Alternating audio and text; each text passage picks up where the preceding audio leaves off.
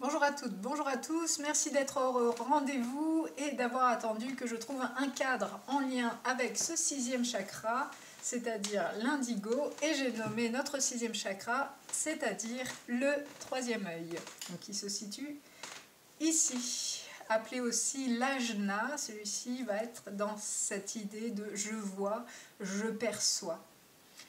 Si on reprend au niveau des chakras, l'idée c'est que ceux du bas sont beaucoup plus dans l'ancrage, sont beaucoup plus dans le corporel, alors que les trois derniers, gorge, troisième œil, couronne, vont nous donner, eux, une plus grande perception, une ouverture spirituelle. Ce troisième œil, lui, c'est vraiment la porte de l'intuition, la porte du contact avec de nouvelles perceptions, avec les états de conscience modifiés. C'est lui qui va être vraiment actif. Du coup, il va nous donner accès à notre propre vérité intérieure, à nos propres perceptions au-delà de ce qui est visible, nous donner de la clarté sur nos informations, sur nos décisions de vie. Ça, bien sûr, c'est quand il fonctionne bien, il nous permet à ce moment-là de dépasser l'ego, de rentrer en introspection. Sauf que quand il est équilibré, il nous offre effectivement cette vision plus élevée, un peu l'idée de cette image de l'aigle. L'aigle qui voit tout l'environnement, qui voit tous les champs des possibles et qui de là va prendre une direction plus avisée. Ça, c'est quand ça fonctionne.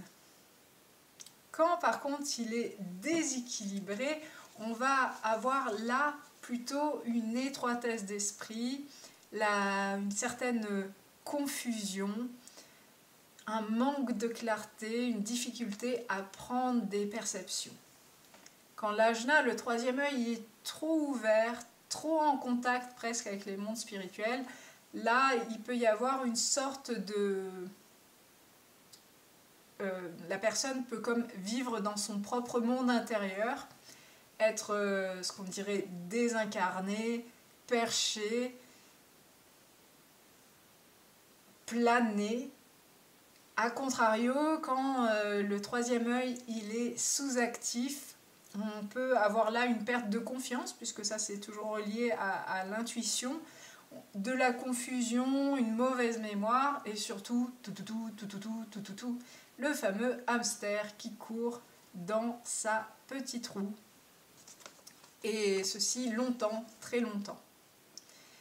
Au niveau du corps, ce troisième œil il va être relié à notre cortex cérébral, au crâne, au visage, mais aussi à une glande très importante qui est ici et qui se nomme l'hypophyse. Enfin, elle n'est pas là, hein, elle est un peu plus à l'intérieur. Cette hypophyse, comme dit ma formatrice Béatrice Broglia, c'est vraiment le chef d'orchestre, c'est le marionnettiste de tout notre système hormonal et qui va aussi activer d'autres glandes endocrines. Et ça, c'est important parce que c'est une gamme extrêmement variée sur laquelle elle va pouvoir jouer. Pour vous donner juste quelques exemples, ça va pouvoir influencer sur les hormones de croissance, sur la production d'œstrogène et de testostérone, sur la température du corps, sur la pression sanguine, sur le taux de sodium dans le corps, sur la thyroïde, bref, un vrai chef d'orchestre. Et quand ça switch, quand c'est pas ok sur cette hypophyse, là dans le décodage biologique, on va avoir vraiment un besoin de perfection, un besoin de contrôle, une peur du jugement. Il faut imaginer que ce chef d'orchestre se transforme soudainement en tour de contrôle. Et ça peut effectivement être vraiment visible comme ça, c'est-à-dire des personnes qui vont tout vérifier, tout contrôler, comme si aussi cette tour de contrôle peut nous protéger, parce que voilà, dans l'idée c'est qu'il n'y a pas de, comment dire, il n'y a pas de problématique en soi, c'est juste une solution. La tour de contrôle permet d'éviter quelque chose. Voilà, pourquoi ça c'est si implanté, pourquoi c'est si grand, pourquoi il y a besoin de tout contrôler. Sûrement que derrière on trouvera des blessures qui sont en lien avec avoir eu la sensation d'être faible, avoir eu la sensation d'avoir perdu le contrôle, s'être senti jugé, coupable, honteux. Voilà, c'est tout ça qui va suractiver cette zone-là. Et par conséquent, elle va fonctionner comme un verrou. Et c'est intéressant là, sur ces 3 chakras dits plus spirituels par rapport à ceux d'avant. C'est-à-dire qu'elle va comme couper la tête et le corps. Comme si là, le pont et notre tour de contrôle, elle a la super douane.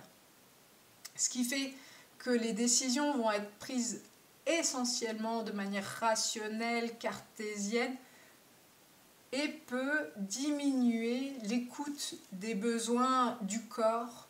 Qu'est-ce que je ressens, le contact avec les émotions. Et c'est là où il va être important, pour remettre de la souplesse dans ce système, de se donner à nouveau le droit à l'erreur. De remarquer que certes, des fois on se trompe, mais des fois aussi on a juste de pas, comment dire, d'assouplir le système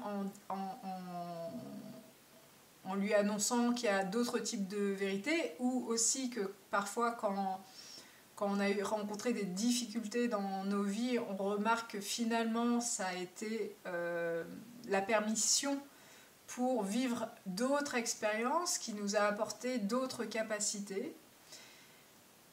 Et moi j'aime bien dans se donner le droit à l'erreur, les personnes perfectionnistes, parfois je peux leur proposer de se mettre au défi, de faire quelque chose qu'elles ne s'autoriseraient pas, mais de le prendre à ce moment-là comme un jeu, comme l'ouverture du champ des possibles. Je pense à quelqu'un voilà, qui est très apprêté, très maquillé et qui doit aller à la boulangerie simplement démaquillé. Voilà, pour commencer à créer, comment dire, voir que tout peut quand même bien se passer si je ne suis pas parfaite.